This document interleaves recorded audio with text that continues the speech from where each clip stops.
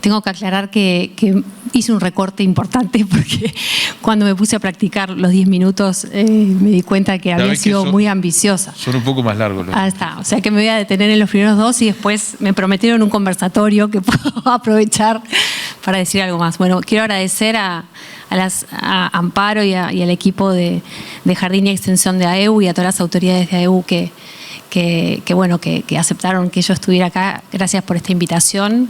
Es un gusto y una alegría. También estoy conociendo este espacio y conociendo un poco de la propuesta. La verdad es que yo voy a hacer un acercamiento desde mi lugar. Yo no soy una experta en infancia. Me dedico a la filosofía. Soy madre y de 2 niñas de 4 y 9 y he sido educadora durante más de 30 años de niños, adolescentes, jóvenes y adultos en distintas instancias formales y no formales. Así que bueno, desde ese lugar un poco quiero hablar. Digamos que la filosofía se acerca a la infancia muy recientemente en la historia de la filosofía, ¿no? Que es muy antigua. De alguna manera los filósofos siempre han visto a la infancia como un lugar de carencia en la historia de la filosofía, como un lugar de inmadurez, donde todavía no hay pensamiento racional y demás. Y digamos que es a partir de Nietzsche, de la figura de Nietzsche, que el niño, como dice Nietzsche, se vuelve una imagen de la posibilidad de la experiencia humana a cualquier edad, ¿no? O sea, la infancia como un estado del espíritu en Nietzsche. Y a partir de eso, bueno, la filosofía, podemos decir que desde la década del 70, 80 del siglo pasado empieza a acercarse a la cuestión de la infancia. Muchos conocerán la propuesta de filosofía para niños de Matthew Lipman, un filósofo y pedagogo norteamericano que ha calado muy hondo en América Latina y tiene muchas propuestas, mucha gente que lo sigue por aquí. Tiene que ver con esto de una filosofía que se piensa nuevamente ya no como doctrina sistemática, ¿no?, de pensamiento, sino como un filosofar, como una actividad del espíritu, ¿no?, y que tiene que ver con el pensamiento crítico, con el despertar la curiosidad, la capacidad de pensar distinto de lo real. Y entonces da herramientas para filosofar en la infancia. Pero también hay un despertar de una filosofía de la infancia, como decir, bueno, los niños y las niñas pueden devolver a la filosofía a su vocación primera, que es la pregunta simple y radical, ¿no? Porque los niños y los filósofos hacen esas preguntas simples y radicales. Entonces también a los niños como que devolviendo algo. Entonces se empieza a ver la infancia como en su potencia y no en su carencia, ¿sí? Y esto es algo relativamente reciente y por eso traje esas 2 publicaciones que son bastante referentes en un área que se está conformando hoy. Mi reflexión quiere ser una reflexión de corte más cultural y epocal, en relación a las crianzas y las infancias, haciendo 2 advertencias. Uno es que yo sé que lo que voy a hablar hoy no se aplica a todas las infancias y a todas las crianzas, y sé que incluso podemos acordar, y yo estaría de acuerdo en que hay problemas quizás más graves de los que voy a hablar, que los que voy a hablar hoy, como la pobreza de la que habló Gonzalo, o las distintas formas de violencias que viven los niños y las niñas en Uruguay, ¿sí? Pero aún así creo que hay algunos rasgos culturales de nuestra época que afectan nuestra capacidad de estar atentos a esos problemas, ¿sí? Y por eso me parece importante hablarlo. En filosofía moral o en filosofía en ética, digamos, se suele decir que nuestra área de reflexión es lo justo, la justicia, de las cosas que ha hablado Gonzalo, pero también la vida buena, ¿no? ¿Cómo es vivir una buena vida? Entonces hoy me voy a dar el lujo de hablar un poco más, porque hablo mucho siempre de la faceta de la justicia, y hablar un poco más sobre esta cuestión de la vida buena, ¿no? Creo que bueno, la idea es presentar simplemente un par de desafíos que tenemos los que criamos, educamos, todos los que, según Dubet, hacemos trabajo sobre otros, ¿sí? Educadores formales, informales, padres, que tienen que ver con la actualidad. Muchas veces yo me encuentro hablando con mi madre, preguntándole cómo era educar en otros tiempos, ¿no? Y cómo hacía mi madre para educar a 5 hijos y trabajar y responder a un montón de cosas. Y terminamos hablando de si era más fácil o más difícil que ahora, ¿no? Y yo la pregunta que quiero plantear es, o que me planteaba para pensar esta presentación, es cómo es criar, educar hoy en este contexto de incertidumbre, de desorientación, de liquidez, de precariedad y de crisis civilizatoria. Cuando yo le explico a mi madre cómo es criar hoy, les tengo que hablar de un montón de cosas que vivimos, los que trabajamos sobre otros hoy y sobre nosotros mismos, que lo hace sin duda complejo. No sé si más, menos, pero sin duda complejo. Entonces, la primera cuestión que quisiera plantear es, a ver si alguien me lo puede poner allí, el desafío central que quiero plantear es el desafío de la aceleración social, y que la respuesta a esa aceleración puede ser la resonancia o comunidades educativas que habiliten la resonancia. Y en esto me centro en la perspectiva de un filósofo de la teoría crítica, un filósofo alemán actual, que es Hartmut Rosa, que hace 10 años publicó un libro muy importante que se llama Aceleración Social, ¿sí? Donde él realiza una sociología del tiempo y pretende hacer como un diagnóstico de nuestra era, de nuestra sociedad actual, ¿no? Contemporánea, occidental, y dice, bueno, así como otros han encontrado un concepto clave para hablar del ADN de nuestra sociedad, de nuestro momento, y algunos autores han hablado del riesgo, como que vivimos sociedades de riesgo, o sociedades líquidas, o sociedades del espectáculo. Él utiliza la idea de la temporalidad para hablar de que nuestras sociedades son sociedades de la aceleración. Y entiende por esto que lo que caracteriza a nuestra era es la aceleración del mundo material, social y mental, un cambio en la estructura temporal de la sociedad, o más exactamente la experiencia de aceleración de la vida, la cultura y la historia, que genera una cierta forma de estar en el mundo. Y él distingue 3 aceleraciones, ¿no? Que tienen que ver con esta idea de incrementar la cantidad de cosas por unidad de tiempo. Hay aceleración tecnológica, aceleración en el transporte, en las comunicaciones, en las producciones, en la forma de gestión y administración de esas producciones. Una aceleración social que implica que las actitudes, los valores, las costumbres, los lenguajes cambian muy rápidamente de una generación a la otra, y entonces encontramos chicos, chicas de 18 años que se sorprenden de cómo reaccionan los niños de 10 y 11, ¿no? Ya se sienten viejos porque ya hay esa aceleración social. Y también una aceleración del ritmo de la vida, de esta sensación de correr de atrás, de que tenemos hambre de tiempo, dice Hartmut Rosa, querer hacer más cosas en más tiempo. Y no solo es consumir más productos, es consumir experiencias de vida, ¿no? Es tener más vidas dentro de una sola vida.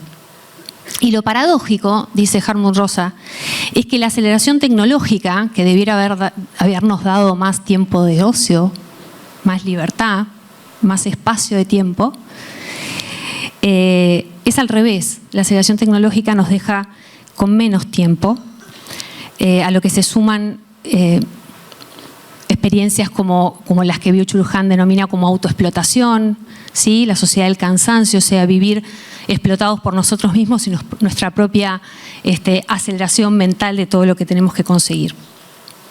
Esta aceleración, en principio, no es solo una cuestión de los países ricos, sino que creo que podemos reconocer muchos de nosotros que en Uruguay también esta lógica, y en muchos países en vía de desarrollo esta lógica está presente, ¿no?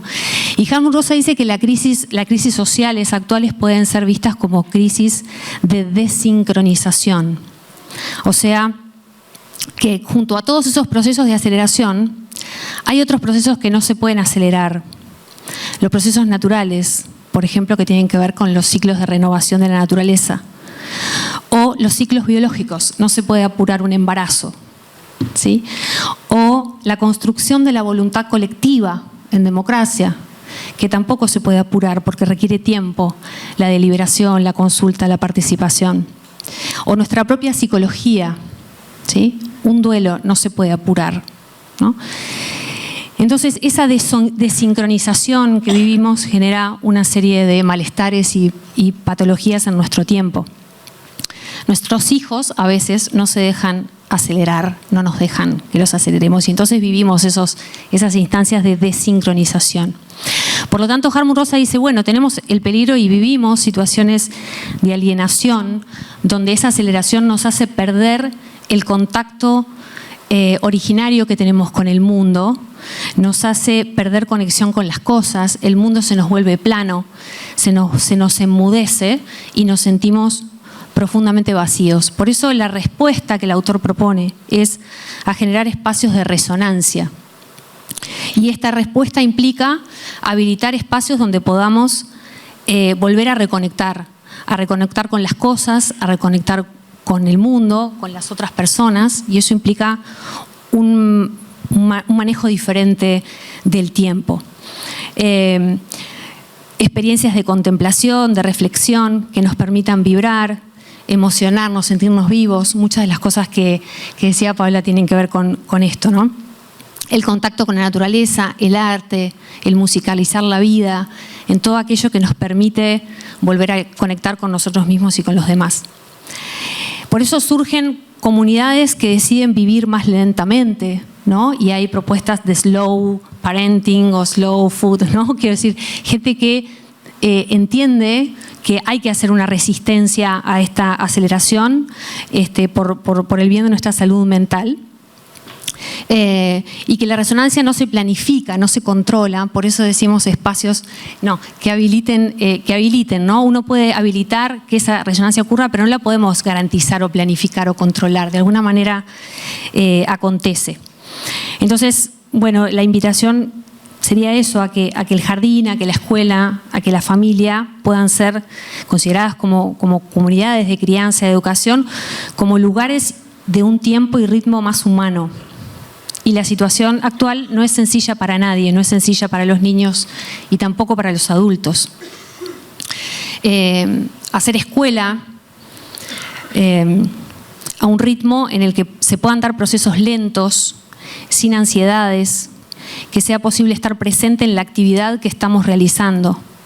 Tener tiempo de procesar los asuntos, dar tiempo al que el niño, la niña, los padres o la propia escuela, los educadores puedan elaborar las situaciones.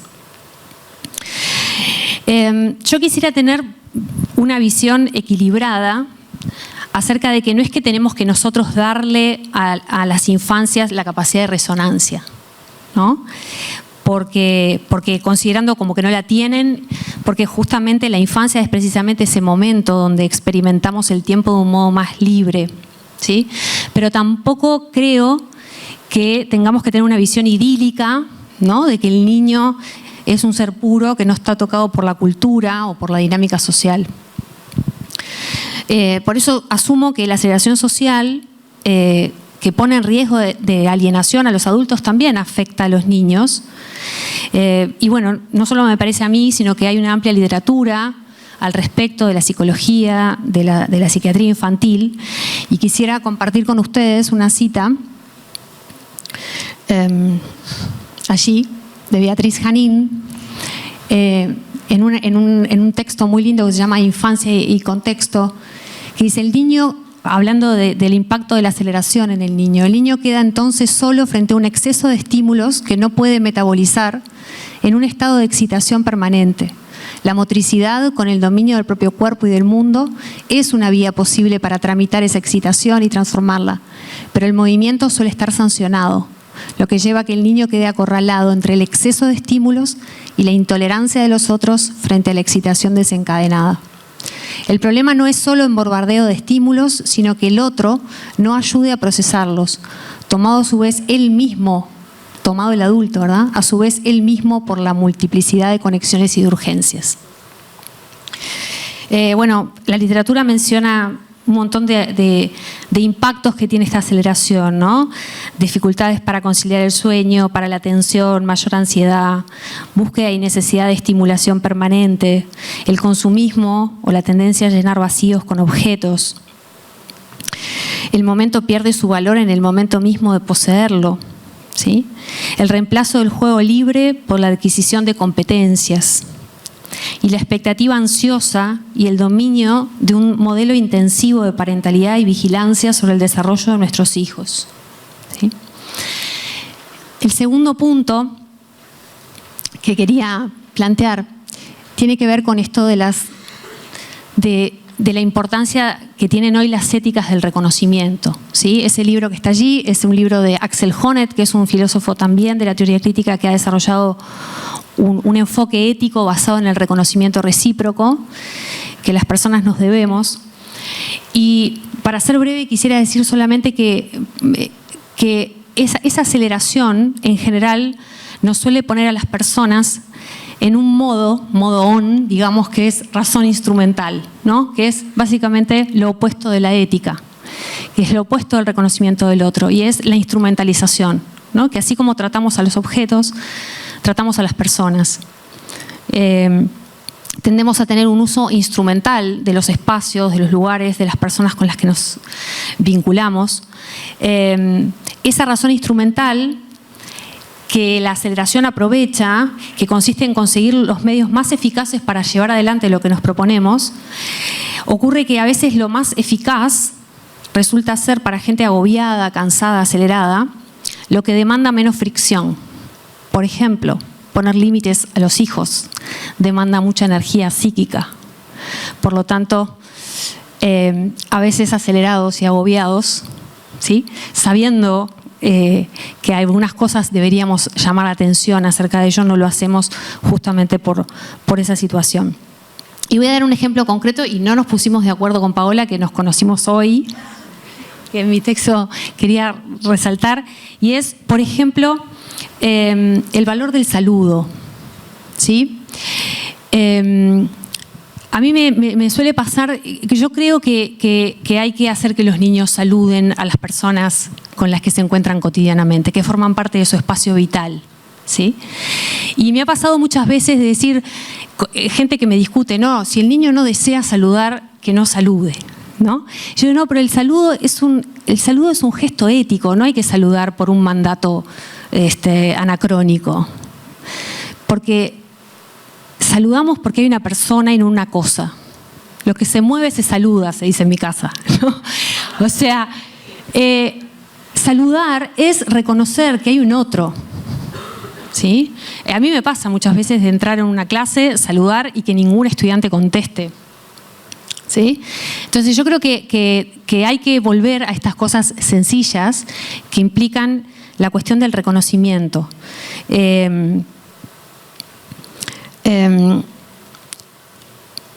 La aceleración de la vida, de alguna manera, nos deshumaniza, nos pone en este modo de racionalidad instrumental, y entonces, aún buenas personas, aún personas bien intencionadas, muchas veces caemos en esta cuestión del acelere y del transitar los espacios. Por ejemplo, no he tenido tiempo para saludar, ¿no?, a nuestros compañeros de trabajo o a los estudiantes, o que los estudiantes no devuelvan el saludo y demás.